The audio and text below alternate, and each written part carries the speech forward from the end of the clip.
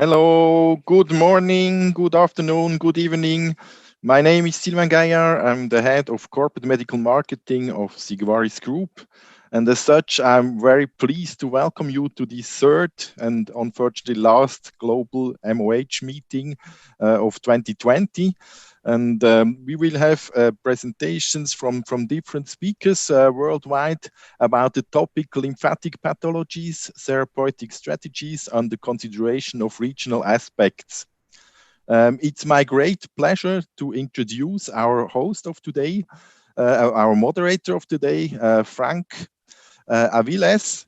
And Frank is a passionate wound care clinician with over 30 years of experience in multiple certifications in wound care and also in the lymphedema area.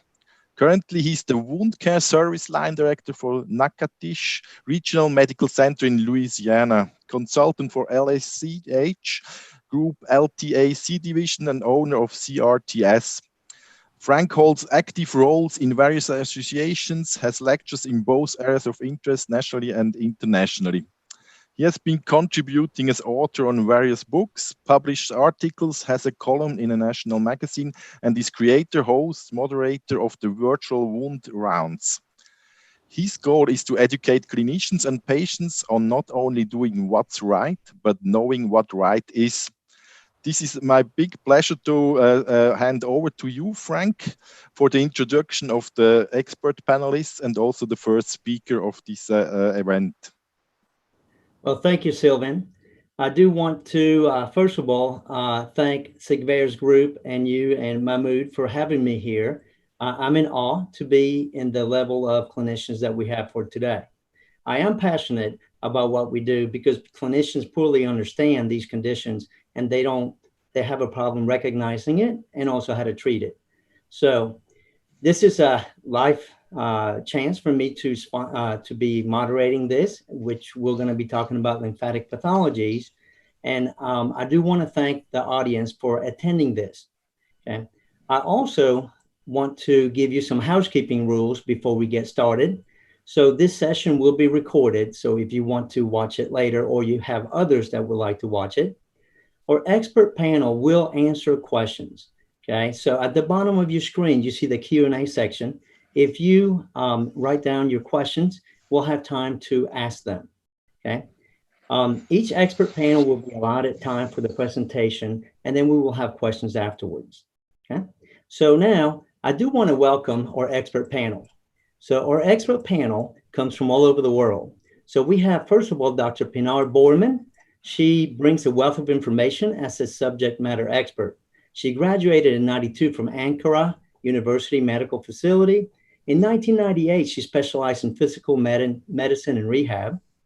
In 1993, and then in 2012, she became an associate professor and then a professor. In 2013, I'm happy to say she's certified in lymphedema therapy from Norton School of Lymphatic Therapy. And since 2014, she's the founder and chair of the Anatolian Lymphedema Association, which she's coming from Turkey. Her interest areas are lymphedema and geriatric rehabilitation, along with pain medicine. She belongs to numerous associations, and she's written and co-authored over 200 articles on this subject. So welcome, Dr. Borman. Welcome. So we also have Andrea Mangion. Andrea does a magnificent job educating others, and she's so passionate about her work. She's a lymphedema physiotherapist and an honorary lecturer at Macquarie University. She is a Castley Smith International Lymphedema trainer and has been involved in running the Australasian Lymphology Association accrediting courses for the last 9 years. Andrea is also the founder of Help Online, which is Australia's first-line portal of patient information on the management of lymphedema. So, Andrea, thank you for being part of this. Thank you so much, Frank. And now let's go ahead and get started. I do want to introduce you our first speaker. With us today, we have Dr. Ningpi Lou, and she is a professor of plastic surgery. She holds a PhD as well. She's a former president of the ISL. She's the director of the Lymphology Center. She's the Department of Plastic Surgery and Reconstructive Surgery of Shanghai 9th People's Hospital. She's also with Shanghai Yang Tong University School of Medicine. She's the head of the Lymphedema group, Chinese Society of Plastic Surgery. And I do have to say, her interests are in medical and surgical treatment of lymphedema with multimodal diagnosing. Now, Dr. Lou, thank you for being here, and we're going to turn it over to you. Hello.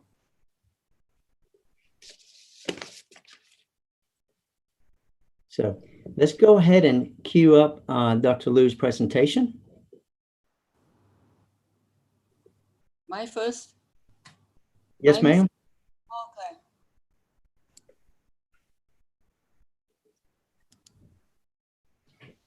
Okay. Good evening or good afternoon or good night, everybody.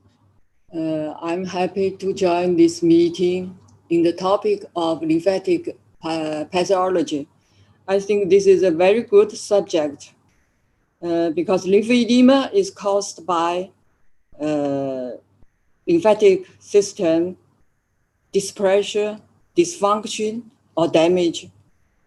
The ideal treatment is the targeted therapy to the lymphatic malformation or the defect.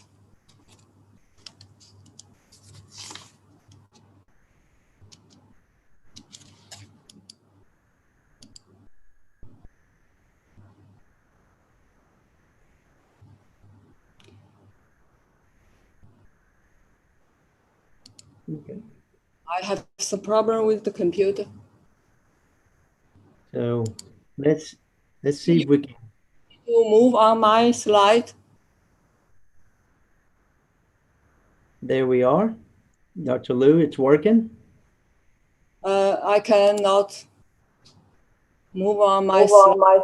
Doctor, you need to click any place on my screen and start controlling my screen.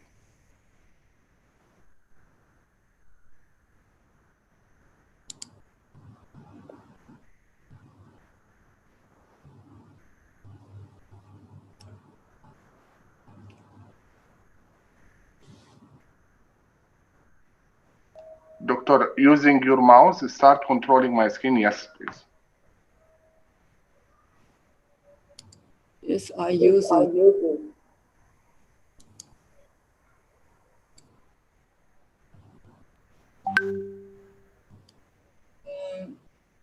The computer says that somebody used my screen, so I cannot control it. I don't know why. Okay, doctor, I will play yours.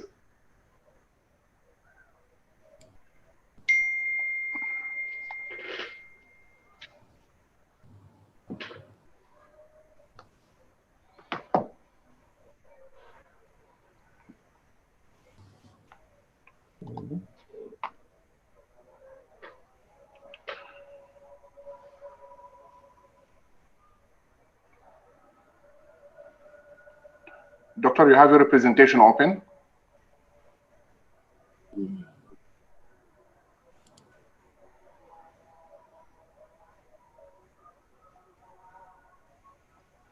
Doctor, I will share the screen and I will move for you the slide when you tell me next, okay? I will share it for you. See it now? I restart it. Can you see it now, my slide? No, not yet, doctor. You have first to click on share screen inside Zoom. Click on share screen.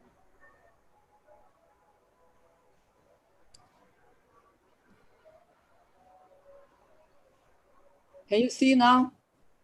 Not yet, doctor. You have to click on share screen inside Zoom. Share is.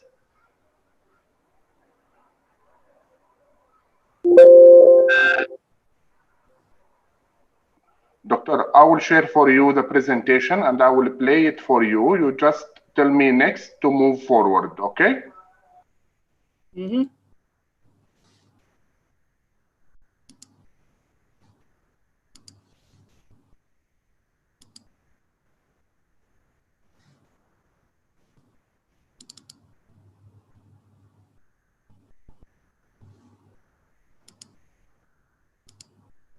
Can you see it now?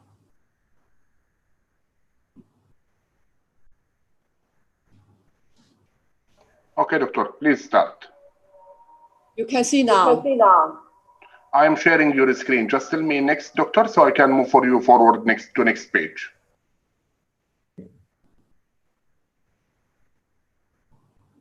Can I continue to my presentation now? Yes, doctor. Go ahead and get started. Okay. The lymphatic pathology in the primary lymphedema, because primary lymphedema, the clinic symptoms are diverse. It can happen in the arm, in the leg, or in the face. The pathogenesis is complicated underlying these symptoms.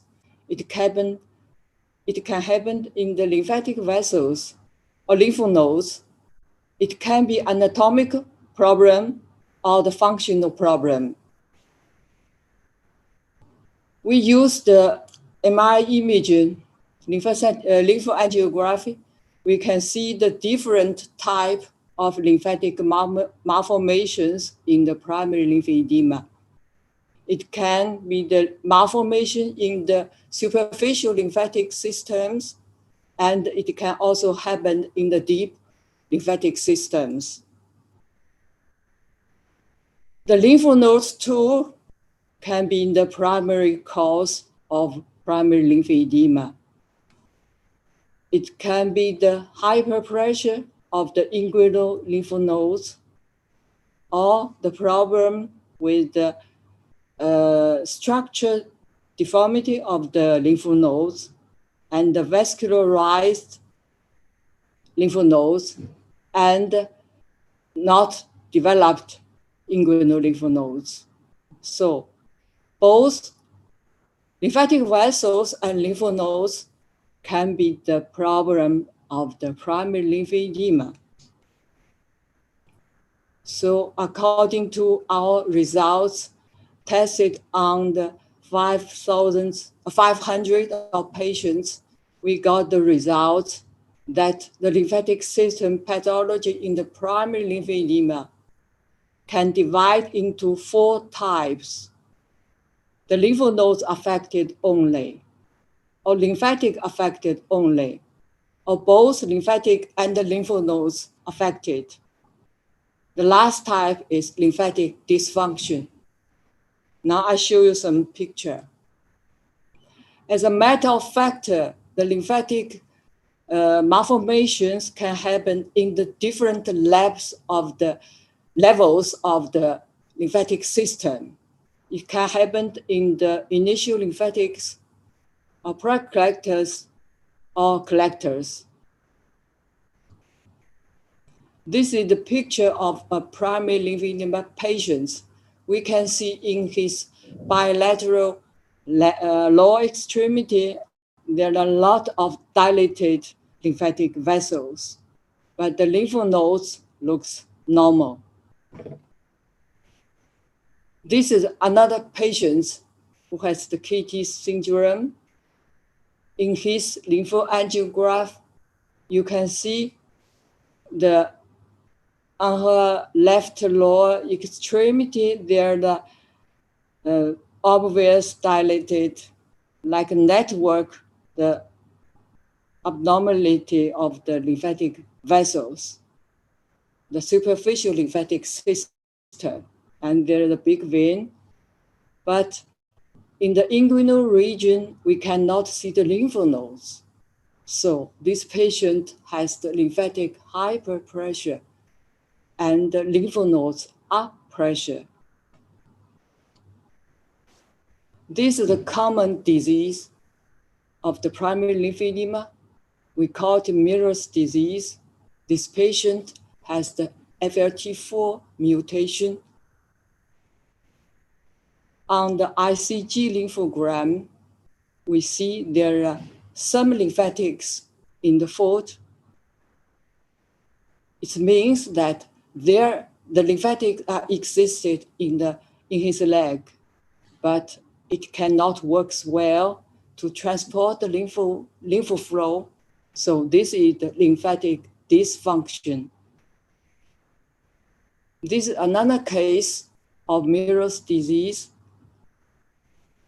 In the ICG lymphogram, we cannot see the lymph vessels. We took the skin biopsy to make the staining. There are no initial lymphatics can be identified in the skin. So this patient also has FLT4 mutation and also the mutation of VEGF-C. So the conclusion is this patient has the lymphatic up pressure. So the lymphatic malformations in primary lymphedema is complicated. At this moment, there is no targeted treatment for the malformation of lymphatic system in the primary lymphedema. So what happens of the lymphatic pathology in the secondary lymphedema? It can happen in the collecting lymph vessels or initial lymphatics or the lymph nodes. For example, the lymphatic dilatation, disruption, dysphoria, or it can happen in the leech and with the fibrosis of the lymph nodes or atrophy. It can also happen in the lymph vessels of the initial lymphatics or the collecting lymphatic vessels of the sclerosis or obliteration. Now I show you some picture. This is the MR lymphangiogram for the breast cancer related lymphedema. You see in this picture, there are dilated lymphatic collectors with disruption and with the leakage of the lymph flow. And this is after the regeneration of the damaged lymphatic vessels. So this happens in the secondary arm lymphedema. This picture shows that the secondary lymphedema, in the secondary lymphedema, the lymphatic vessels also can be badly damaged. You can see here in the lower leg, there are dilated lymphatic vessels with the disruption of the lymphatic vessels. In the thigh, you see extremely dilated lymphatic vessels. And this is the patient with the cervical cancer after the surgical treatment and the radiotherapy. So you see the lymph nodes without normal structure.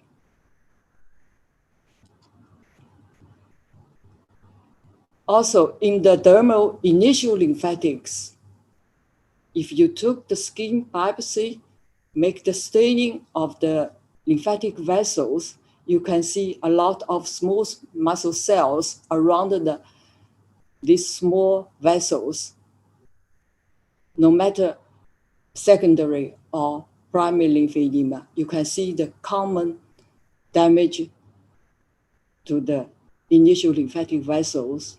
So this may be the reason of the treatment of lymphedema is so difficultly because the initial lymphatics are sclerosis, fibrous. So for the surgical treatment, for the physiological treatment, you can perform the lymphovenous shunt procedures or the vascularized lymph nodes transplantation or lymphatic transplantation. But you should make very carefully the selection of the patients. Before you do the surgery, you should make the imaging test to see if the lymphatic vessels are healthy, are patent. So this because if the lymphatic is damaged badly, the results are not good. This is example of the physiological surgical treatment. We use the supraclavicular lymph node flap transplanted in the patient's lower leg for the treatment of secondary lymphedema. But at the moment, we did not prove the regeneration of the lymphatic vessels with the recipient area. So we still need to collect more patients to see the results, to get the conclusion of this kind of procedure. But at this moment, most of the therapists, of lymphologists in the clinical work, we doing most of our work on the pathology of the lymphedematous tissues, not the lymphatic system.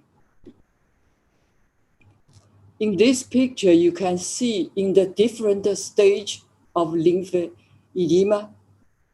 In the early stage, there are some water in the lower leg, but as the disease developed, there are more edema fluid in the subcutaneous tissues, and in the advanced stage, you see a lot of fibrosis and fat tissues deposition in the skin. So this is the most difficult work for us to do with these pathologies. What most clinical work doing is work on these overgrowth subcutaneous tissues, those fatty and fibrotic tissues. For the surgical treatment, you can do the liposuction and also the debulking surgery. But the results of debulking surgery is not good, considering of the leg you see here, and maybe there are some severe complications can happen. So now, most commonly used for the conservative treatment is CTT. CTT treatment is to cause the lymphedema to regress to a clinical edema-free stage or decrease the stage of lymphedema. It does not mean that this disease can be treated. What the other treatment in our hospital or in our city is the 5 Infield radiation therapy. It can reduce edema and inflammatory complications. The IPC can be used. It has a long history of the treatment, but it should be work under the instruction of the doctor or physician. Otherwise, the results is not good.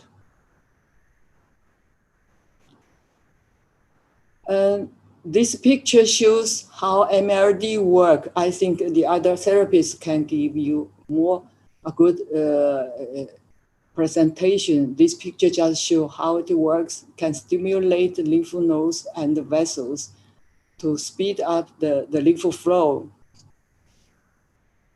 And the bandaging also, it's the same, it's universal used also in our hospital, in our center.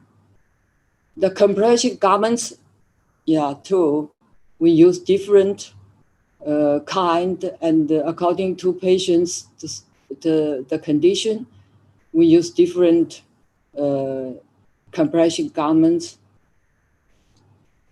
But in some cases, it's difficult to treat patients with the suitable garments. This is an example for the children with this kind of the lymphedema. We have plenty of such cases. And this is another difficult cases with for the woman who has been operated for the pelvic lymph dissection, you see the abdomen is swelling so badly. What kind of bandage we can use during the treatment of the CDT? And after treatment, use such kind of garments.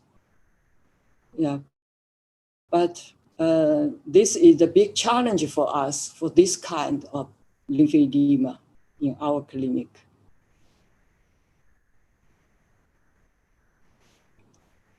This picture shows the 5 Infield in radiation therapy. This is the specially designed device for the treatment of the lymphedema of the lower legs.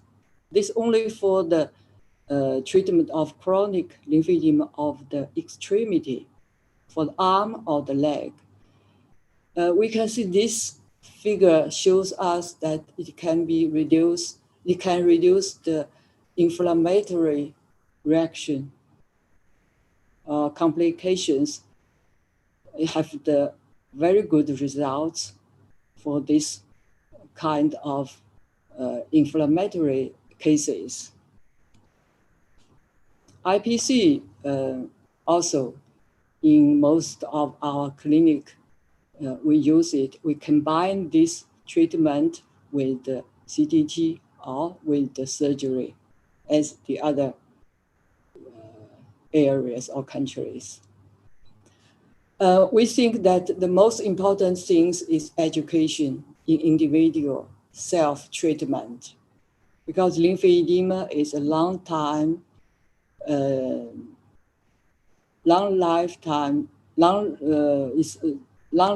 treatment for the whole lives of the patients. So every patient come to our clinic, we educate the patients how to do after the treatment in the hospital. So if the patient follow the instruction of the surgeons or the doctors, we can see the good results. So that's all my presentation. Dr. Lou, thank you so much. That was a wonderful presentation. Love the imaging that you showed us. Let's go ahead and take a polling question. Can we put the polling question up? Great. So the first poll question is, which of the following surgical methods would be an appropriate treatment option for secondary lymphedema in your point of view? The choices are lymph venous anastomosis, fat tissue transplantation, or split skin transplantation. Please tick one of the selected one, of the possibility answered. While we wait for the poll, let me ask a question to their panel. Dr. Borman, so when you're looking at patients, which diagnostic method do you like for your patients? And does it matter if it's primary or secondary? Dr. Borman, let's go ahead and unmute.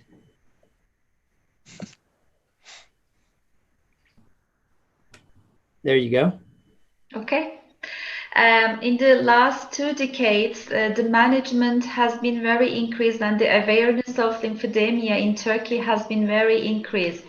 We have several lymphedema units in Turkey, but majority of them are placed in big cities, in metropoles, in university hospitals or research hospitals.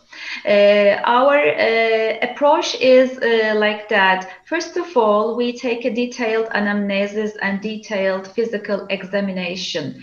With the volumes, we make the calculation of the volumes by circumferential measurements.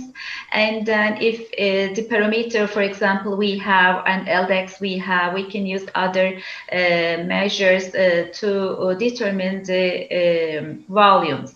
And then We take the photographs of each patient and we give education in the first visit to the patient. What is lymphedema? What does she have to do? Skin care, other things, living daily activity modifications, and etc. And then we stage the patient according to circumferential or commonly with volume measurements. Stage 1, stage 2, or stage 0 for prevention, for example, for risk, for patients having risks for lymphedema.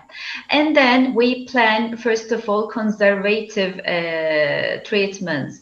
The complex decongestive therapy is the most commonly used technique. We follow the guidelines of ISL and ILF and NLN.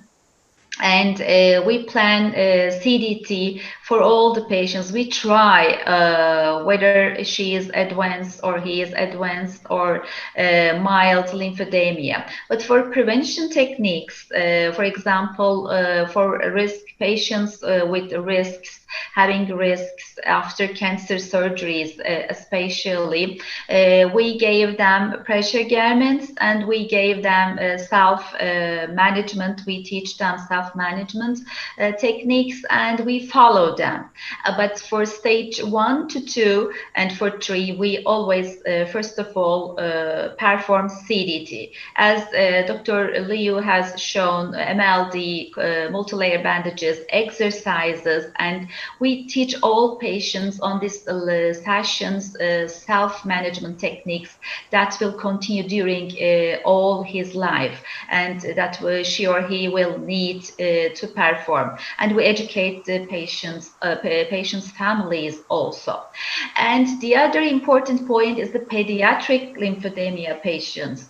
And we always work with multidisciplinary, as a multidisciplinary team for all lymphedema patients with surgeons, PTs, of course, lymphedema therapists, of course. There are the main professional group in the treatment with us. We work with collaboration, and pediatricians, gynecologists, breast surgeons, and psychologists, especially for pediatric lymphedema patients. You know, they need psychological support also, and nurses are also very important for prevention of lymphedema and for also wound management and other complications of lymphedema. And after CDT, we call the patients for follow-ups by 3 to 6 months.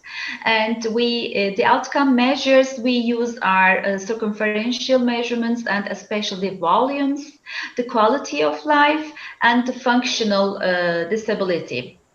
Because we, in every patient in our university and in our research center and in majority of the lymphedema centers in Turkey, we use quality of life instruments, functional instruments, and volume changes as outcome measures. And we call the patients for follow-up. And after this intensive period, we gave our patients, according to their lymphedema situation, their conditions, comorbid disease, and other things, we always give them pressure garments according to type and the severity of their lymphedema, and we educate them, and sometimes we need to modify these pressure garments, for example, for elderly, for disabled patients, or for the ones who do not want to make self-bandages or who cannot easily don on and don off the pressure garments. We use in the last years especially Velcro adaptive devices. These are very useful and very easy. And then we follow up. Sorry, is it too long? Sorry to interrupt. The poll question is back on here. We're going to get back on that topic a little later, so just hold on. Andrea, I'll come back to you. And Dr. Corrado Campisi, thank you for joining us. So the result for sharing the question, 84% chose lymph, venous, and anastomosis. Now, I do have a question from the audience. Dr. Lou, one question came in. What are the contraindications of using the far infrared therapy and also the complications of any? So what kind of contraindications of using far infrared therapy for your lymphedema patients? Contraindications, yeah, the acute infection. Okay. The patient after the cancer treatment, beyond the 5 years after the cancer treatment, if the patient is okay, so we can do this treatment. But yeah. Okay, thank you. Andrea, now let's get back to you. What are your views on draining, doing manual lymphatic drainage prior to surgery? Yeah, now in regards to the literature on prevention of lymphedema with manual lymphatic drainage, I think there was a Cochrane review that looked at whether manual lymphatic drainage could prevent lymphedema. And as far as I recall, that particular publication said that it couldn't necessarily prevent lymphedema. And I would need to go back and double check that publication, but I think from reading it said that we can definitely look at using it as an early strategy. We know that that same publication did say that if we look at utilizing manual drainage early lymphedema versus late lymphedema, we know that we're going to get better flow through our lymphatic vessels in early lymphedema. So manual lymphatic drainage definitely is more effective in your stage 1 lymphedemas, for example, than your stage 3. And when we look at what happens within the lymphatic vessels, we know that from the work of, say, for example, Mahara and colleagues, where they show you the pathological changes that happen inside the lymphatic vessels, we know that in early lymphedema, the lymphatic vessels are more patent. So it makes sense that our lighter techniques are more effective in very early lymphedema compared to your more chronic lymphedema. Thank you, Andrea. Appreciate it. Now, our next speaker is coming up, Dr. Corrado Campisi. I'm excited to be on the same panel with Dr. Campisi. He is well known for his surgery of the lymphatic pathologies and microsurgeries. He's phenomenal. He's received 2 masters, one in reconstructive microsurgery and the other in healthcare and pharmaceutical administration. He is a surgeon. He has been visiting at many institutions as a visiting professor, and he's also well published. So today with us, Dr. Campisi, thank you. Thank you, and greetings from Italy to all the panelists and all the participants to this fantastic webinar. I am sharing my my screen in order to launch my presentation. Lymphatic surgery, lymphedema treatment, the Genoa, Italy protocol.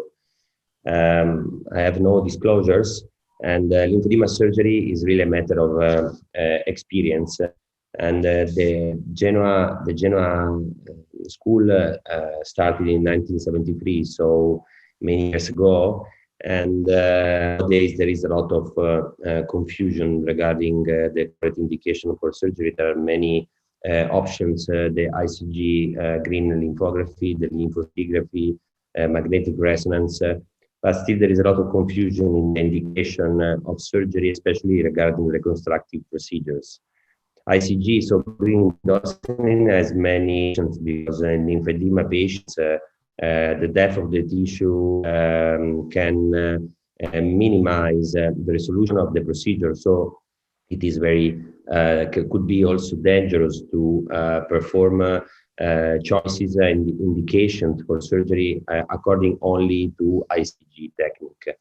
I have to say that the reconstructive methods that we perform are based on the lymphatic venous shunts, and the surgery we perform for the lower limb is focused on the groin. For the upper limb, it is focused on the upper brachial region. And in one time, we can, with one single incision, we can repair both the superficial and deep lymphatic system. Here is a video showing the deep lymphatic pathways. Lymphatics in this stage are extremely dilated. So this is the best condition for lymphatic venous shunts, because there is a strong flow in the lymphatic vessels, and the lymphatic vessel is not damaged by the substitution of fibrotic tissue that can occlude the lumen of the lymphatic channel. The deep lymphatic pathways can be effectively repaired, so it is very important not to focus only on the superficial lymphatics. So the study of the preparatives planning is extremely important. You can see the ICG during surgery can show you the patency of the anastomosis, and the anastomosis is performed using different lymphatic channels in one vein, and we can perform different anastomosis in one time.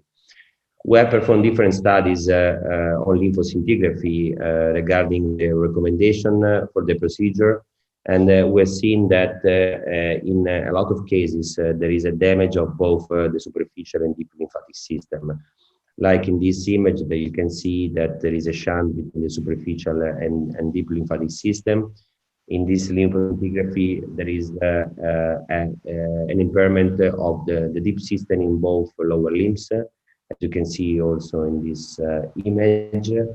Or there are more complex cases in which you have an impairment of both the superficial and deep system of both lower limbs, like in this case.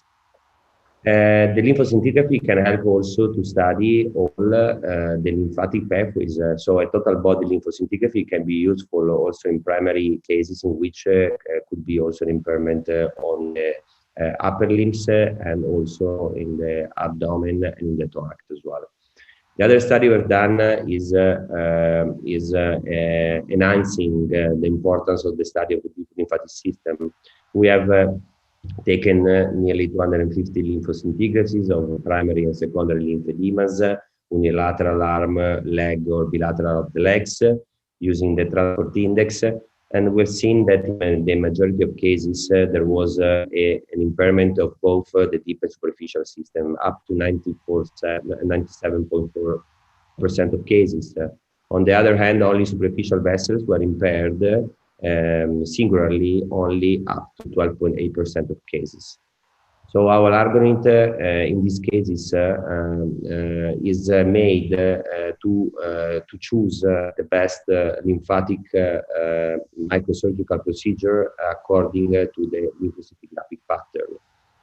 The pedicle selection is done using the ICG method and also the blue dye, because we've seen that there are cases in which pedicles are fluorescent and positive, but not blue dye positive, or vice versa.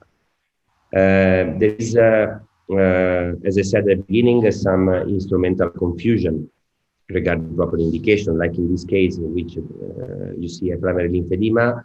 It seems that there are no good lymphatic channels for the anastomosis, but then when you perform the small groin incision, you see lymph nodal structures that are behaving as an obstacle, so obstructing lymph nodes, and after the lymphatics reaching these nodes in perfect condition.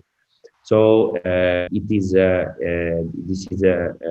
is very important to choose the right method, because this surgery can be extremely helpful for the patient and also for his quality of life. Of course, the earlier treatment is the best, because in later stages there are fibrotic adipose substitution, and this makes the disease possibly also irreversible.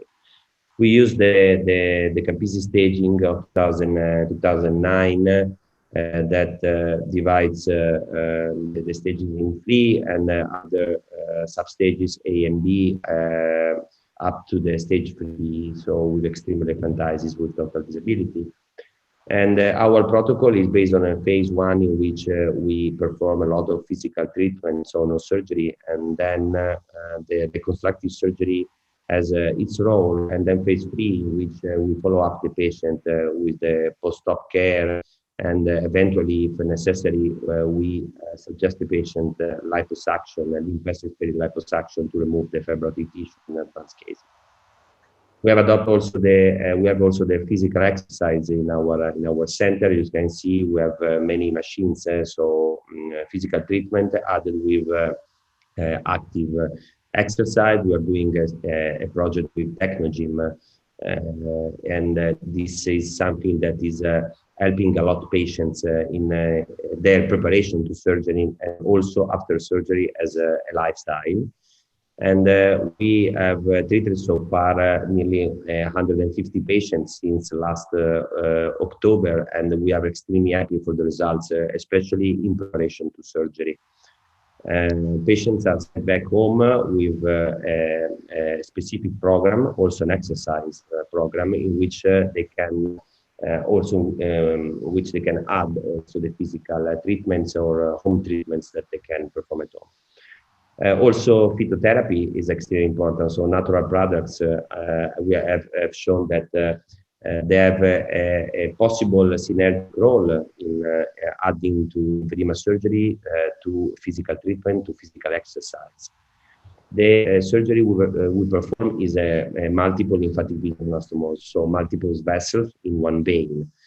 And we use this technique as primary prevention. So, for example, patients that need to undergo lymph nodal clearance, for example, for breast cancer in the axilla, so at the same time of lymph nodal clearance, or for melanoma, or for other type of cancer, we use it at early diagnosis, sort of for secondary prevention, and also for tertiary prevention, using also liposuction after microsurgery. And we use, as I said, blue dye and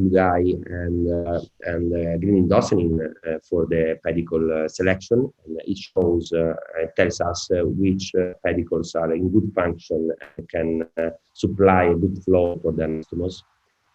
And the best condition is to have lymphatics that are extremely dilated. So this is an example of lymphatic dissection. The lymphatic wall is not skeletized, so the vessels are in very good condition for the anastomosis.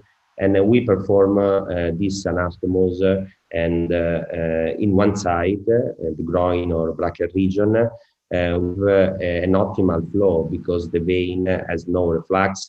We can also, in some cases, repair the vein incompetence with external valvoplasty. And finally, the anastomosis is very, very powerful. The same for the upper limb, the same concept in the brachial region. And we perform a very significant study for the surgical planning, also from the venous point of view. And in this case, for example, in this video, you can see the median nerve, the brachial artery were very deep in the upper limb, and the lymphatic channels, the deep lymphatic channels that are ready for the anastomosis. The power of anastomosis depends on the lymphatic function and also in the vein competence. These are two main factors for the success of this surgery. And we can check the patency intraoperatively. We can check the patency also later with post-op lymphoscintigraphy at 6 months, 1 year, or also more from the primary surgery. Multiple lymphatic venous anastomosis can be performed in one single site using different veins. For example, in the saphenofemoral junction, that are there are many possible options that we can apply for the best lymphatic venous anastomosis. We can repair all 3 levels. So the very superficial level, subdermal, we can repair the superficial deep level and the very deep level under the masseter fascia. So in one side we can repair the superficial and deep lymphatic system with a single incision between 3.5 to 4.5 incision in the groin or in the brachial region. So it's a single site surgery with a very low infection rate, and on average we use 15 vessels. There is no complaint for compression stockings if they're needed after surgery. And we have more than 5,000 patients treated with at least 5 to 20 years of follow-up. Here are some results. You can see before and after. I'm skipping a little bit quickly, not to take too much time. Before and after primary and secondary lymphedemas. This is after physical treatment and lymphatic microsurgery. Very good results in primary lymphedemas like this one, in secondary like this one, or cases like this associated also with morbid obesity, in which good vessels can be found. So also in these cases, the reconstructive procedure have a role and can lead to nice results immediately after surgery, a few days after surgery. So when we should apply liposuction?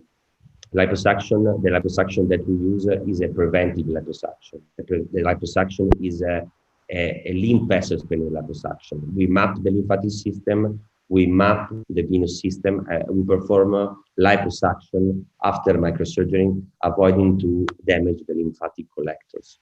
For example, in cases like this that have a very good result after physical treatment and microsurgery, but still there is a difference in volume due to the deposition of the fibrotic and adipose tissue, like this one after cervical cancer treatment, a good result, but still not perfect. Or in this case, in a young guy after Hodgkin lymphoma treatment, radiotherapy, lymph nodal biopsy, a secondary lymphedema, a very good result after microsurgery, but still not perfect in our point of view, because fibrosis and adipose tissue still prone patients to infections. So it's not a standard no-look liposuction. We map the lymphatic system, we perform the incisions, very small incisions, according to the lymphatic mapping that we perform preoperatively together with the venous mapping as well, superficial venous mapping. We can perform a safe liposuction in the thigh. We can perform the same in the lower part of the leg, near the ankle, the foot as well. And we check the lymphatics before and after to see if there are any leakage from the fluorescent lymphography, and to check possible damage to the lymphatic system. So the main goal is to avoid lymphatic destruction. This was the patient of before. You can see before and after, a very good result. Other patient following secondary lymphedema for cervical cancer, before and after. Before and after as well as secondary lymphedema. This is a post-traumatic lymphedema. This is after melanoma treatment. This is a primary lymphedema on the right lower leg. Secondary one, a primary lymphedema associated with chronic vein insufficiency. Secondary lymphedema, another secondary lymphedema following melanoma treatment, and some other cases of upper limb lymphedema following breast cancer treatment. And the results that can be achieved are extremely significant, especially in terms of long-term outcome, because the main goal is to give the patient a better and constant quality of life. We are a multidisciplinary team with many professionals inside our teams, not only surgeons. Every kind of people that are present in our clinic are extremely fundamental for the success in this process. We are very active, at least before COVID came, with a lot of courses, especially also in cadaver dissection. This is one that we have organized with SNT and Groningen University in Holland, and to help also people to apply the knowledge and the possibility to establish a lymphatic surgical center in their city, to help patients that need this kind of surgery, because there is a paucity of people that perform lymphatic surgery around the world. I will be organizing the International Society of Lymphology Congress in Italy, in Turin, in 2023. And we have been celebrating the World Edema Day since 2019, 6th of March. We're done also this year. and but there was COVID, so we were blocked on this, and we will do next year with an online webinar and seminar. This is one of our advocates from Canada, Steve Kellan. We have many patients coming from all over the world, and we keep working hard because lymphedema is a chronic disease, and the soonest is diagnosed, the better is diagnosed, the better and the best is can be achieved for the patient. Thank you for your attention. Thank you, Dr. Campisi. Because of time, we're going to just take audience questions first, and then we'll do the polling afterwards. One of the questions came in early on, and the question was, what is the success of your lymph venous anastomosis surgery with chronic lymphedema? We have a very good success rate. Of course, this depends on the staging of the lymphedema. We have a minimum constant reduction on lymphedema that goes from, in the more advanced cases, from 30-35% to up to 80-85% of reduction. Very rare cases, we can go also up to more than 94-95% reduction of the excess volume. It depends also if there is fibrotic tissue, there is adipose tissue. In these cases, we need also liposuction to gain this result. And in terms of post-operative treatment, our goal is to leave the patient, as free as possible. So, I mean, the main goal is really to give a patient a better and constant quality of life. Dr. Campisi, it was great to actually see the surgical, what you do on your end, because when we treat with complete or complex decongestive therapy, you know, we're kind of just telling the students what we're doing, but to visualize it is phenomenal. Another question that came in is, what is the best microscope to do your surgeries? There are different. The one that we use but I mean, we are used with Zeiss technology, but also Leica technology is very good. There is one from Japan that is very good as well. That is Mitaka.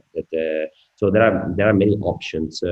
The microscope that we use helps us to have a magnification up to 50 magnification. So I mean, we need that to see the lymphatic wall, lymphatic lumen, and to perform the best anastomosis. Of course, we also use very small suture devices. We go from 8.0 up to 12.0 sutures as well. So it depends on the case, it depends on what we need to do, but regarding the microscopy, the one that we use, that we're more used to, is the Zeiss instruments. Okay. You mentioned a couple surgeries, the LVA and also the fibro. Is the post-op care any different between the two? Yes, because after lymphatic microsurgery, the patient lay on bed for 2-3 days. I mean, over limb. Liposuction, the patient works the same day of the surgery. So the recovery after liposuction is a little bit faster at the beginning rather than the microsurgery. The fact is that the microsurgical traction is something that we use as option only once. We don't perform many trials. We do microsurgery once, and we reconstruct the best we can do according to the liposuction is something that we will perform later on a non-pitting edema. So we don't want lymphatic stages in the leg or in the upper limb to perform liposuction, because the indication is a non-pitting edema. So in those areas, especially in the fibrotic areas, we perform liposuction with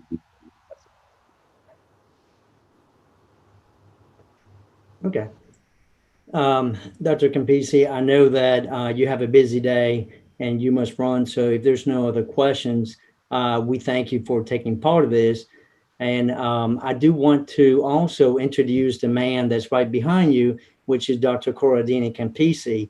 In my opinion, he's a pioneer in the lymphedema field when it comes to surgery and microsurgery. He does have, he's authored over 500 articles, scientific articles, and he's involved in numerous journals. So Dr. Campisi, thank you for joining us as well. Say bye to you. I leave the laptop here with my dad. My dad will stay with you, and I go to see patients because we are in the clinic now. Thank you for everything. And this is a magnificent webinar. Thank you for the invitation. And my dad will stay with my laptop to it. Okay. Thank you, Dr. Campisi. Have a great day. Right. Right. Now, let's go ahead and take the poll question. Okay, we have the second poll question is, what is your treatment of choice for patients with peripheral lymphedema? The first choice is complex decongestive treatment, or B, lymphatic surgery and macrosurgery, or C, A and B together based on the individual condition and stage. Please make your choice. Thank you for your kind invitation, and my best to all of you.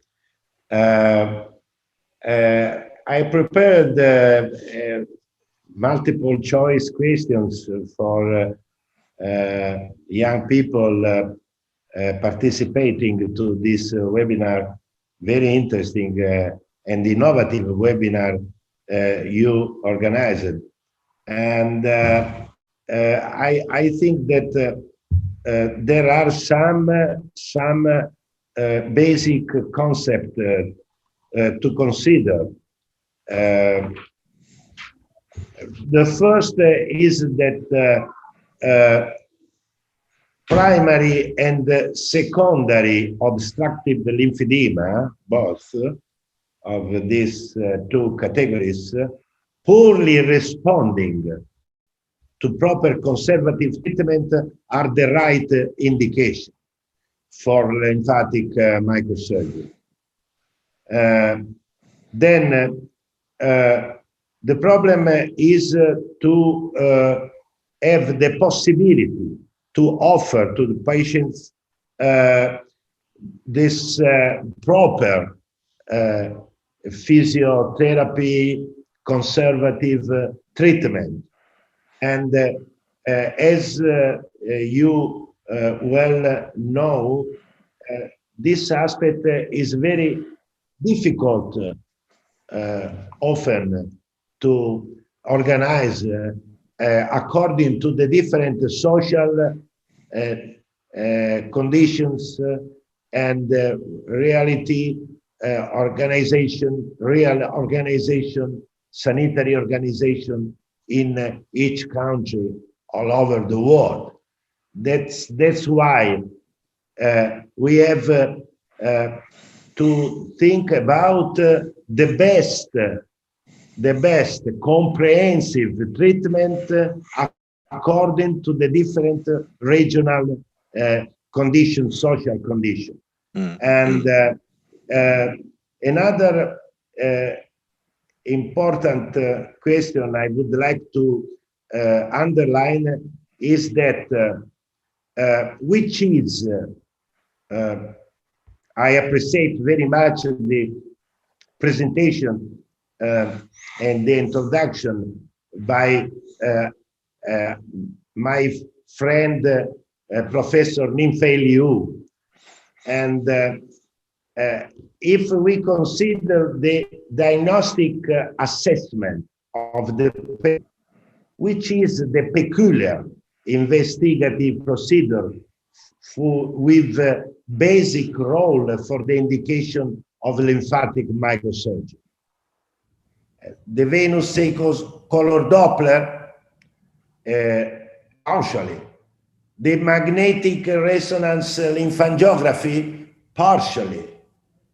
the superficial lymphoscintigraphy? Partially. I think, according to our long experience, that the best investigative procedure for the indication of lymphatic microsurgery is lymphoscintigraphy up to date, superficial not only, and deep. Superficial and deep, with the transport index calculation. Another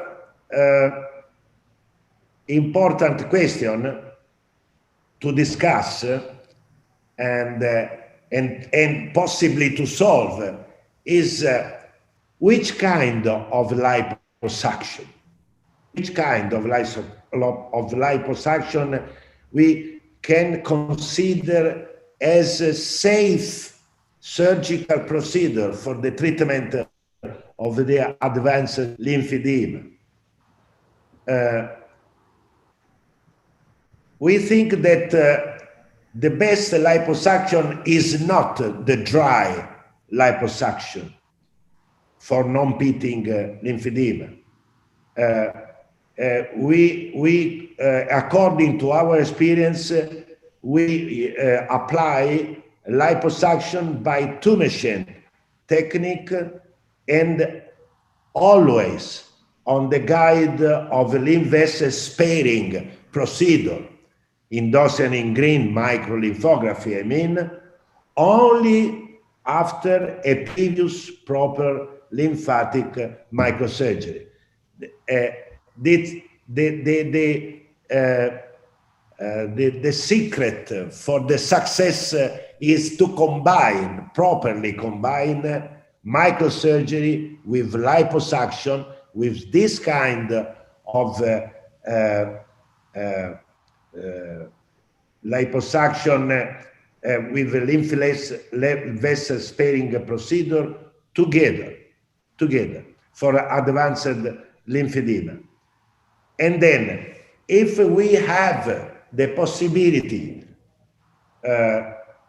to treat lymphedema as lymphedema staging a basic role for the satisfactory long-lasting treatment of lymphedema, and when? According to our long experience, we think that the best timing for lymphedema is the early stage lymphedema, but not responding to a proper conservative treatment. That's why we consider it very important to combine always better and better, combine conservative therapies with surgical treatment, and because if physiotherapy, conservative treatment, the congestive physiotherapy can be considered as a procedure, therapeutic procedures of very important role, but before surgery, often this kind of treatment often as a palliative role, not definitive. That's why only after a proper and targeted surgical treatment, the congestive physiotherapy can become curative.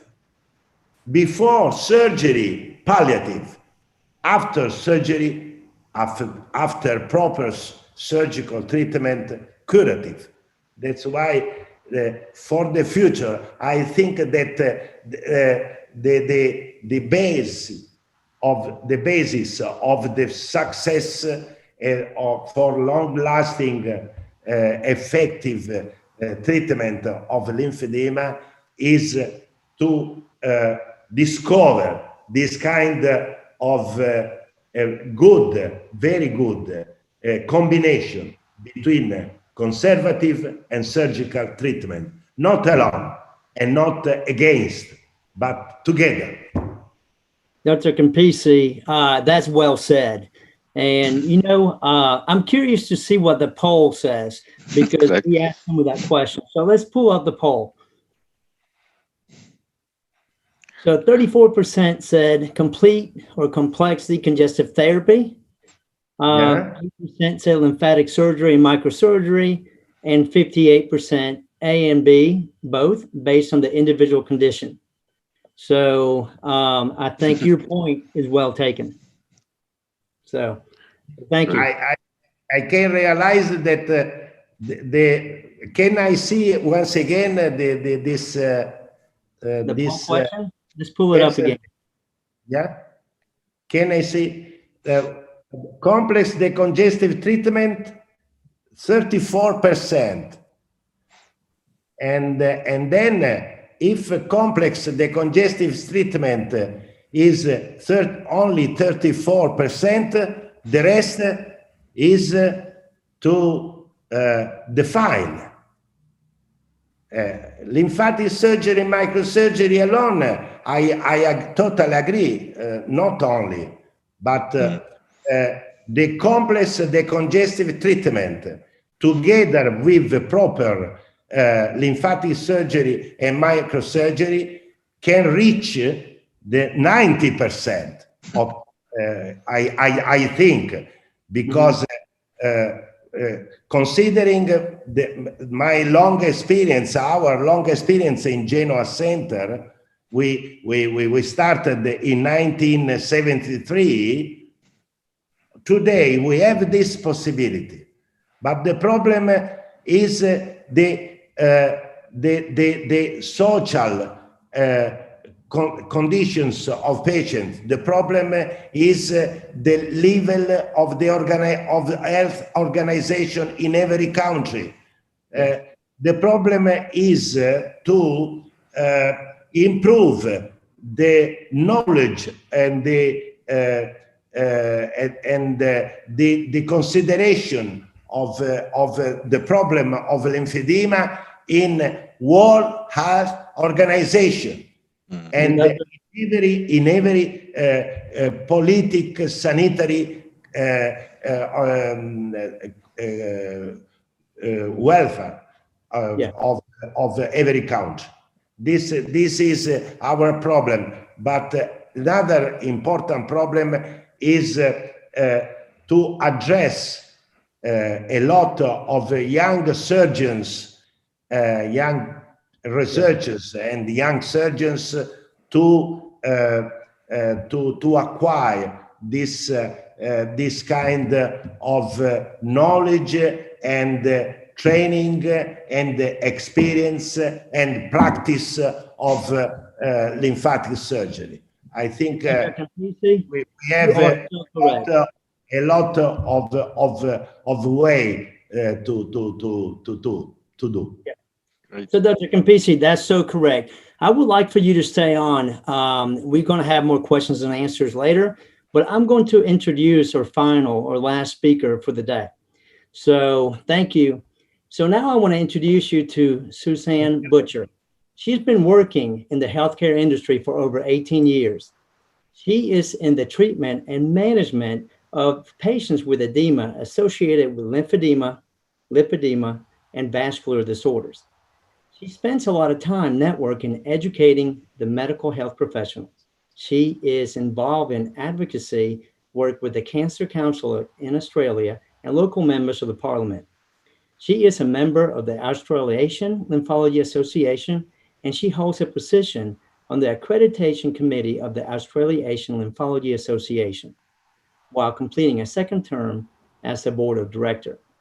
Sue brings a lot of excellent information to us. She is a clinical manager for the Edema Institute in Melbourne, Australia, treating edema-associated conditions. She is highly specialized, and what they do is they inform patients on treatments, research, and also discuss products. She is committed into making a difference in the lives of those patients with lymphedema and lymphedema. So I do want to introduce you, and Susan, thank you so much for being part of this webinar. Thank you, Frank, for the lovely presentation. As we know, lymphedema can occur from many different health conditions. This education video talks about and demonstrates the application of the SIGVARIS Comproflex Reduced Wrap on a patient with a difficult shaped leg. I believe this garment will change the way we treat and manage these types of limbs, achieving better outcomes for our patients.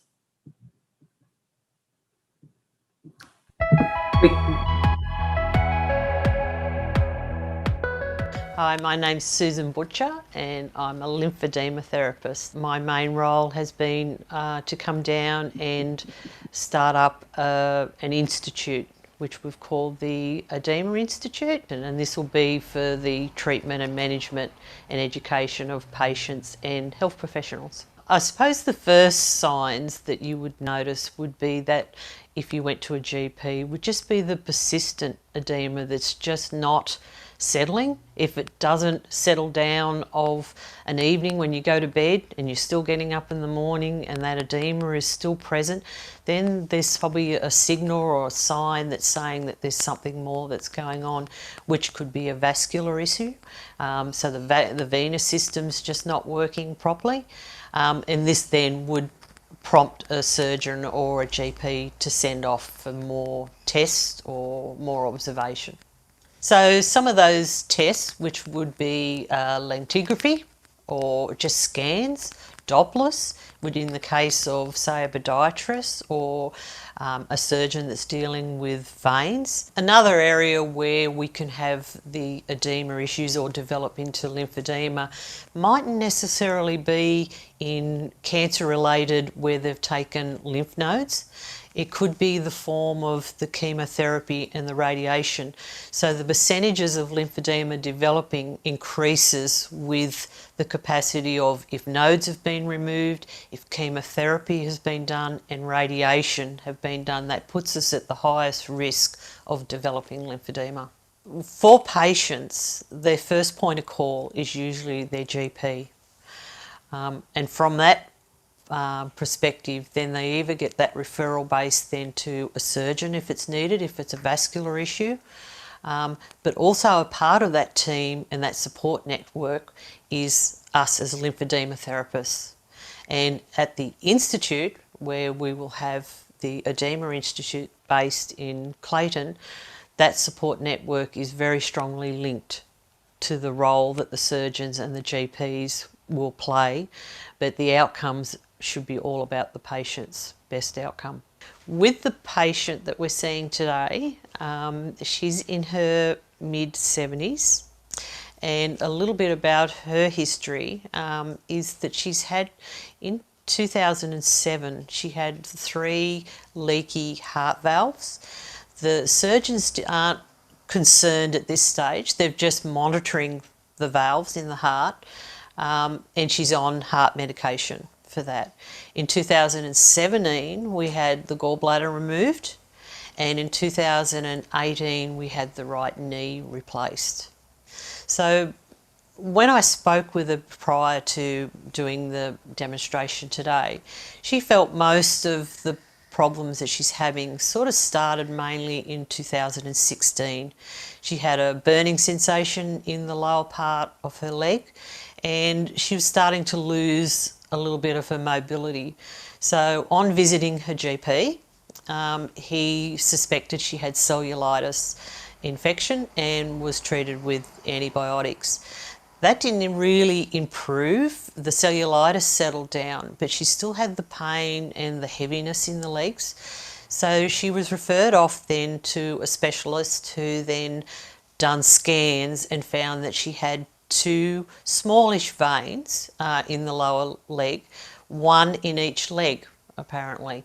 So laser treatment was still done very shortly afterwards. She was then, after her laser surgery, was fitted with medical compression below knee stockings of 30 to 40 millimetres of mercury.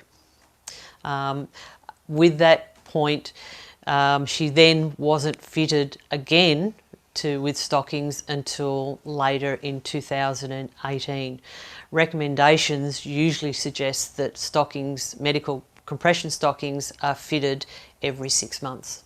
In past patients that we've fitted into the Comproflex rack, we've seen quite rapid results quite quickly. With some patients that we've fitted into, especially a below knee, before we've gone into the knee and the thigh, we can actually have a reduction while we're actually putting the garments on. So within a space of half an hour, we can see that we need to tighten up a below knee wrap. So that's how quick that we can actually get results with these garments. But most patients would see an outcome within 24 to 48 hours, as long as they're compliant and they are actually wearing the whole garment.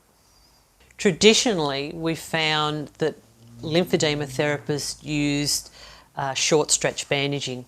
It's costly because we have to replace the bandage, and obviously we're looking at a reduction. So when we put the bandaging on, the limb is reducing, and then we've got slippage with the bandage. So it wasn't a cost-effective way of producing this.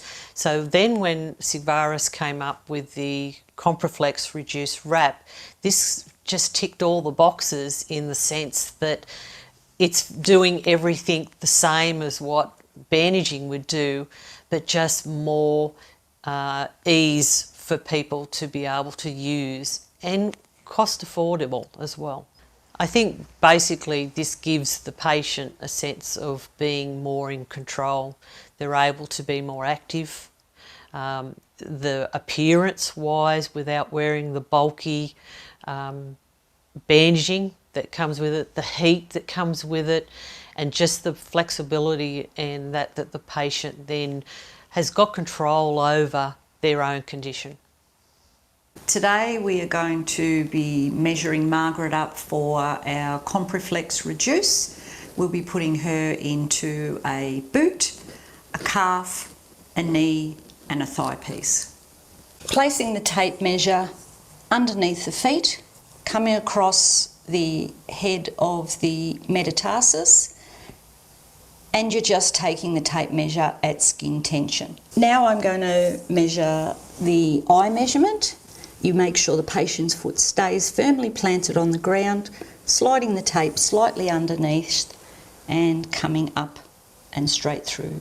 For the length of the foot, a handy tip is to have a pen at the base of the heel, placing your tape measure 0 at the base of the heel, and you're taking the measurement to the head of the metatarsus. Now we're going to start measuring for the calf piece. First of all, we need to find the malleolus, and you're working on the lateral side here, and you put a mark.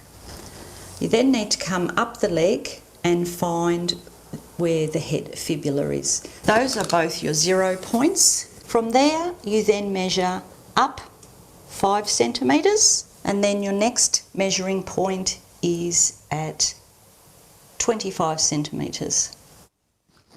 We're then going to take the circumference of both of those points. And again, you're doing this just at skin tension. Now we have our 2 0 points. We put the 0 of the tape measure at the malleolus and the top of the tape measure at the head of the fibula, and that gives you your G point, which is your length. For the knee piece, you're taking your fibula head point that you've made when you did the calf piece, and you come down 5 centimetres, and this is always on the lateral outside that we measure. For the knee, we've found the patella point. We've put a mark, a 0, and we have come up 5 centimetres and put a mark. Now we need to do the circumferences at those points.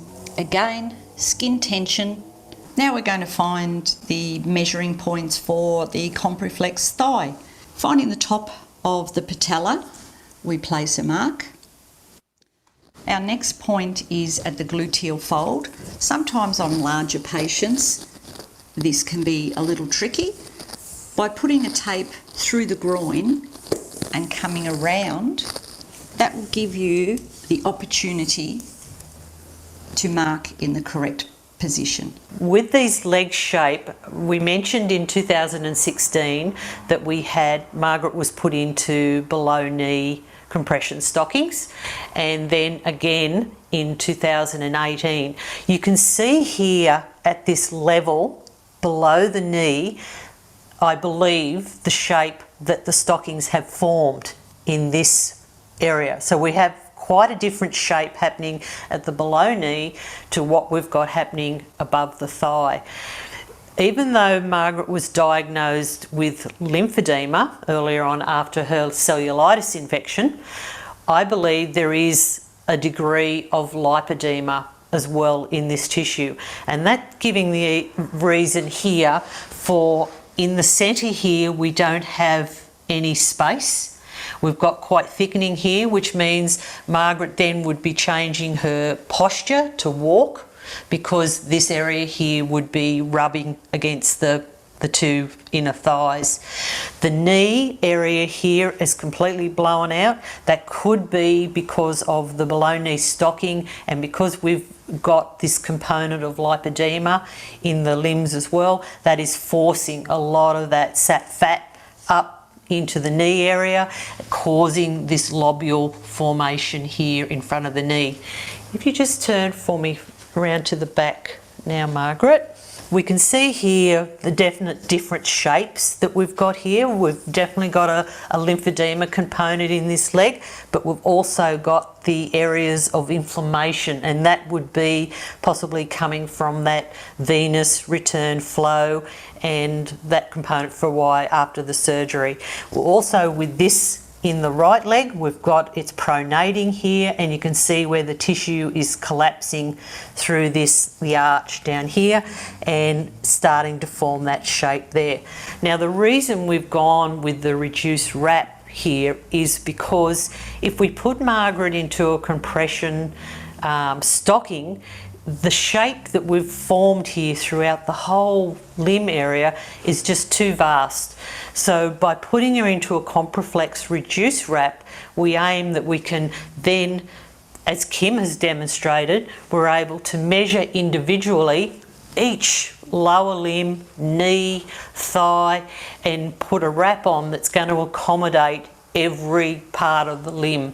And this is one of the great advantages, especially with the reduced wrap, is being able to accommodate all the different sizes, where a medical compression stocking would not be as successful. Now we have our reduced components to the pack here. We have our calf piece, 2 sets of liners, the spine for our calf piece, our extra Velcro tabs, our pegs, our marking pen, and our tension tabs. Now what I'm going to do is undo the reduced calf wrap, and I'm going to pop this now onto Margaret's leg to start the production of cutting it down to size. Placing the wrap around the patient's leg, getting our pegs, pegging the garment into place.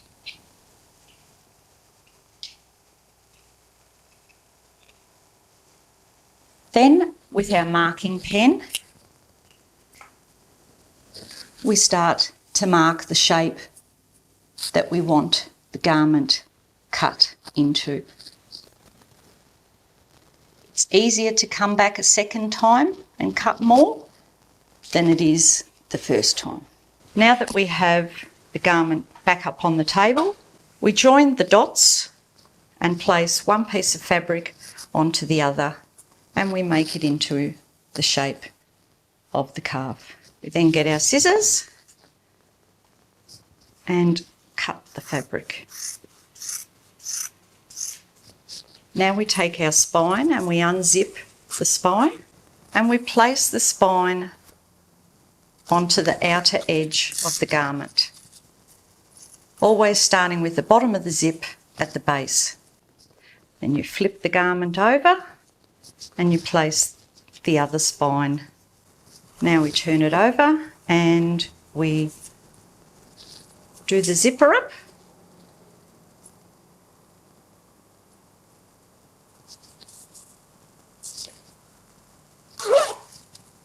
And for the top piece here, you can either use one of your small Velcro tabs, or you can use your larger piece and you just put it on to where it needs to be at the top, and you can cut it accordingly. With this one,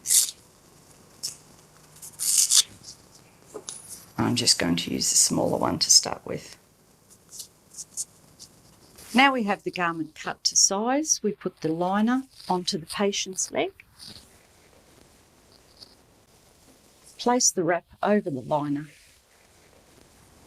We are now going to start at the bottom and wind the tabs around to the relaxed position. We're not putting any tension on the tabs at all. Now what we're going to do is we're going to place the tension tabs as we have the straps in the relaxed position. At the end of every strap, we will place a tension tab. These are colour-coded, which is good for the patients, because then the therapist can actually tell the patient where to pull the tabs to. And now we start pulling the tension, pulling the straps to our tension points.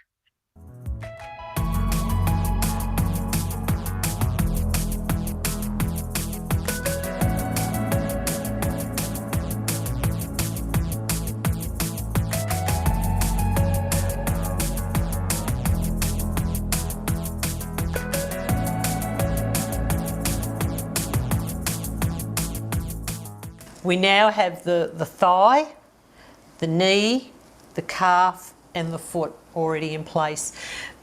We just need to focus a little bit on this lobule here, which is the main reason too that we're using the reduced wrap. Kim's done an amazing job just putting all this on, and already it's had a significant lift in the lobule area. But what we can do as therapists, this becomes with the knee piece. And what we do here, we sort of focus at the lower end of the lobule, and what we're actually trying to do here is we can attach that back, and what we're trying to do is actually put a little bit of pressure in there and give that a lift up through here. And remember I said with our offcuts, Kim was saying don't throw anything away. We've actually even got larger support here if we wanted it just through this area here. So once again, we've got the tabs connected there. We put the bottom pieces on, and then we can actually put a little bit of pressure through this area up through there to give that a further lift through there. And then we've got a more uniform shape. But obviously as this reduces, then Margaret has to continue this, but we hope in after a period of time that the lobule will decrease and she'll be able to just wear the garments. Thank you very much for watching this educational video. I hope the content or the demonstration that we've presented today was helpful, and if you have any questions, please feel free to reach out. So great presentation. So thank you, Susan, for putting that together for us. You're welcome. Let's go ahead and take the next polling question.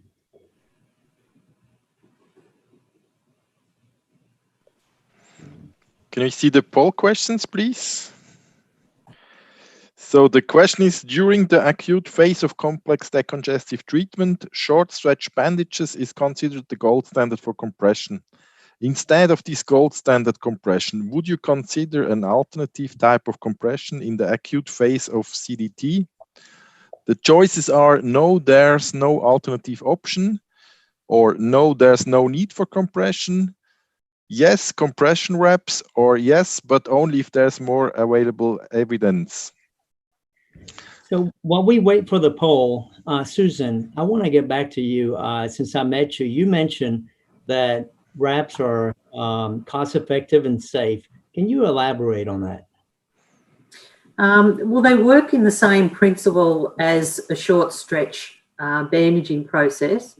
I think that it's probably more accurate though, because with the tabs, you can put the straps over to the tabs, which makes it more accurate. Where in short stretch bandaging, the accuracy is only in the therapist applying the bandage, but also we have found now that the bandaging process has a limited time of that compression being on the limb. So at 40 millimeters of mercury, you might only have 2 or 3 hours of actually effective compression. So that's where the wraps are actually got a bit more of an advantage over, because you're just adjusting the straps to meet the tabs, so you can constantly regulate that pressure. Can I make a contribution? Yes, Dr. Borman, actually, you were coming up. Great time. Yeah, okay. Thank you for the nice presentation to Suzanne Butcher. These micro devices are very popular in the last few years, also in Turkey. They have many, many advantages. First of all, they are cost effective in that way. For example, the patients cannot come to the CDT sessions in the outpatient or inpatient clinics, but we can teach them. It's very easy to learn and to perform. We can teach the patients or to their families, and they can do these devices at home, and also with self messages, all complete self-management techniques also achieve better outcomes for most of the patients. Secondly, geriatric patients or elderly people cannot do their self-management in the second phase of the CDT all through their life. You know, after the CDT, at least once a week, or in the beginning twice a week, they have to bandage, especially in the lower extremities, self-bandage, or their families should do it. But most of the families do not want to perform by themselves. Therefore, we suggest them these retro devices, and it brings very easiness and very comfortable, and they can themselves manage the pressures, and it doesn't slip, as Susan has mentioned, in the active phase. And we have made a study with some of the micro devices and get similar results on volume reduction with conventional bandages, and also they were more comfortable and increased the quality of life more than the conventional bandages in our study, which will appear in Lymphatic Research and Bio very soon. Dr. Borman, thank you for that. I'm glad you commented on it. Susan, as I was watching the videos, I kept thinking of patients that I could use that on because of the difficulty with short stretch bandages. But let's get Andrea. Andrea, oh, Dr. Campisi, you want to say something? Let's unmute yourself first. So unmute yourself. If you look at the bottom of your screen, you have to unmute so we can hear you. You see on the bottom left. Yeah. There's a little microphone on the lower left. If you wiggle your mouse, you'll see it. There you are. Okay. I would like to do a very short comment for the last presentation. Very interesting and innovative. Thank you. I would like to underline the social economic problems of many patients. That's why it is very important that these new devices supporting patients affected by serious lymphedema, lymphedema, lipedema, and so on, to have a support by the political government. There is a possibility to realize a sort of task force, just to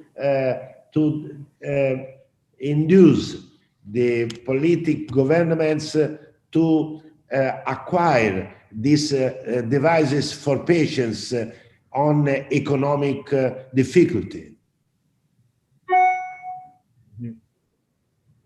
I think that this is a very important problem for the patients. Yes, absolutely. Yes. And it seems like we face that not just in your part of the country, but throughout the world. Yeah. So Sylvan, let's go ahead and see what the poll was. Yes. The results. So 2% said there's no alternative option. 2% said no need for compression. A staggering 67% said yes, there's a place for compression wraps. And then 28% said yes, if there's more evidence. And I don't know, I'm sorry, we lost, there's Andrea. So we do have a couple minutes to talk about, you know, how does— Apologies. Thank you. I know it's 2 o'clock in the morning over there, so I want to make sure you didn't pass out. But after you unmute yourself, tell us briefly the evidence. How does the compression of this wrap compare to short stretch bandages? So there's been some publications that have compared how bandages have compared to wraps. And so, for example, there's a publication by Dancer and colleagues in 2013, and they looked at wraps versus compression bandaging, and they found that the interface pressure was maintained better with wraps. And that does make sense because with standard compression bandages, as Dr. Borman said, that they loosen off as patients wear them throughout the day. And so with wraps, it's very easy for patients to be able to then self-adjust, which helps them then maintain that pressure. Well, thank you, Andrea. There's a question that came in, and Dr. Lou, I'm going to address that to you. Somebody's asking, how about the treatment of Filariasis lymphedema? And if you can unmute yourself first, we'll be able to answer that. There are no Filariasis lymphedema in China now. It's limited. We don't have such patients. But 50 years ago, yes, we have many, millions. But now it's limited. We don't have new patients, this kind of infection, no. So with the patients that have filariasis, is the treatment any different? We're talking about surgery, we're talking about CDT. I'm sorry, in my, when I started my work, there are no such patients in our country. Okay. Patients are this kind of disease are limited in China. We don't have new patients, so I don't have the experience for the treatment of this kind of patients. Okay. Anybody else in the panel want to take this question? Thank you, Dr. Lou. And that's great. I can take a contribution if you have time. Actually, I have been in India. We don't have filariasis in Turkey, but I have been in India, and so that they apply the same CDT techniques. But as there are lots of patients, many patients, they generally teach the management, self-management techniques to their patients, and they follow them with follow-up visits. But the CDT procedures are still available there, and they have good results, especially with compressive techniques that I have seen in India. But I think that CDT is the same both in filariasis or other lymphedema causes, they are the same, but according to the number of patients in India, they commonly do not perform MLD. They prefer self-MLD. They teach and educate patients, and they teach them the compressive bandages, compressive bandage techniques, multi-layer bandaging, and then they follow up their patients by these ways. Okay, thank you. Susan, Dr. Campisi? Yeah. Go ahead. There is a very curious contradiction in the economic reality of China and India, because we know that China and India have a very important economic power all over the world. That's why my question is, all the community, scientific community, and all together, we have to press Chinese and Indian government to help the people affected by lymphedema, because the patient have no economic power, but the government and all the firms of and the economic society and so on have very big economic power, and then they can offer a percentage of their money to help the people affected by elephantiasis, above all in China and in India, above all. And I think we have to develop a great enthusiasm and trust for this target, very important target for our scientific community. What do you think about Ningpi? What do you think? Please listen to me. Can I speak a few words on your comments? I think the situation in China and India are different.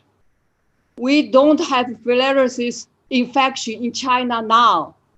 All the patients, it's 50 years ago, we have millions, but under the government control, the chemotherapy for such a patients are carried on in the whole country.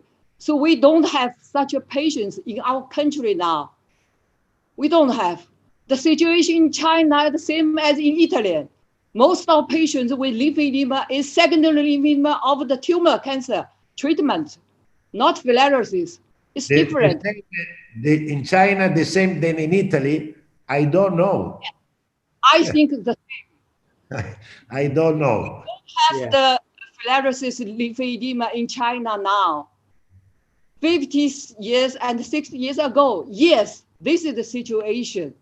But after the 1950s, the patients take the drugs, they disappeared. They controlled, limited. The WHO gave the letter to our government that they said the filariasis in China are disappeared. You did the work. So this is not a situation in China, as in India, as in South America. It's different. We have the patients, most of the patients are secondary lymphedema due to the cancer treatment. I think the same as in Europe. This is the situation. We have to change this situation. We have to improve. Yes, Yes. and I agree. And Dr. Lou, All the world, all the lymphologists are fighting against the secondary lymphedema due to the cancer treatment. That's why. Italy as in China, we don't have flares. It's different between the China and the India. It's different. We don't have any more. okay. Well, That's I do why thank I you. congratulate the SIGVARIS team and the organizers to have organized this webinar, because there are many aspects, many problems, and to solve for lymphedema patients, and we have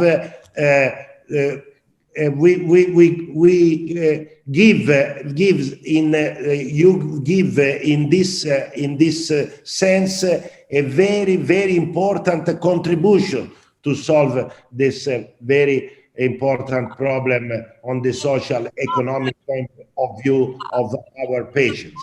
Yes, Thank you very much. Thank you. Thank you too. And before I turn it over to Sylvain, I want to thank you, Dr. Lou, for sharing your expertise, Dr. Campisi, Dr. Borman, Andrea, Susan. Thank you for participating. Great information. Of course, there's so much more we can talk. Sylvain and SIGVARIS Group, thank you for sponsoring this. And then also keep in mind that this is being recorded for people to watch later. And if we didn't get to your questions, Sylvain, we're going to pass that along later. So thank you and have a great day. Thank Absolutely. you. Thank you so much, Frank, for moderating the event. And we are really looking forward for next events in 2021 that will come up. And thank you so much for participating and making such a great job with the presentations, and also for the expert panel. It is really always a great pleasure to have you on board, and we are looking forward to work together also next year. Have a nice vacations, also Christmas vacations, and talk to you soon. Thank you very much. Have a nice year to all. Have a Bye. healthy Thank you. Bye. Thank you. Goodbye. Goodbye.